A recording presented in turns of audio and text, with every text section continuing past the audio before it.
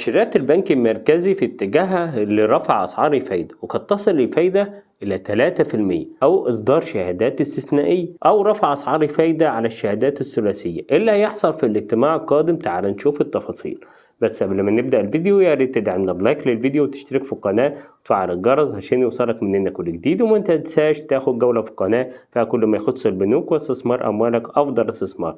هتلاقي أسفل الفيديو في أول تعليق وبعد اللايك والاشتراك في القناة. تعال بينا نشوف الفيديو الجديد. لجنة السياسة النقدية هتجتمع يوم 3/8/2023، وأيضا الفدرالي الأمريكي هيجتمع يوم الأربعاء القادم لاتخاذ قراره بخصوص أسعار الفايدة الجديدة اللي هي متوقعة برفع أسعار الفايدة من مقدار 25 نقطة أساسي. ولذلك يستعد جميع البنوك المركزية في البلاد الناشئة وجميع الدول لاجتماع الفدرالي الأمريكي، واللي هيحدد مصير أسعار الفايدة عالميا.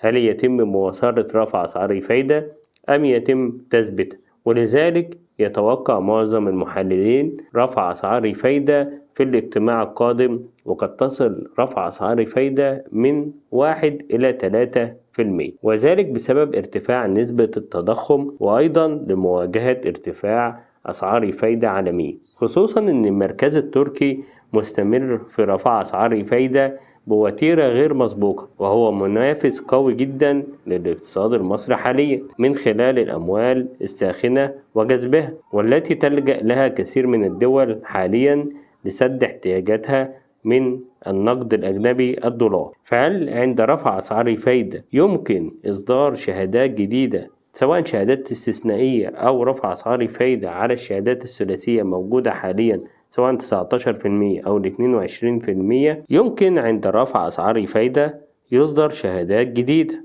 حيث يمكن تحريك أسعار الفايدة على الشهادات الثلاثية الموجودة حاليا سواء 19% أو 22%، وأيضا يمكن إصدار شهادة استثنائية، وذلك لسحب السيولة النقدية بالسوق المصرفي. طب أربط شهادة الآن أم أنتظر؟ رأينا الشخصي يمكنك الانتظار حتى الاجتماع القادم، وما تنساش مشاركة الفيديو والاشتراك في القناة وتفعيل الجرس.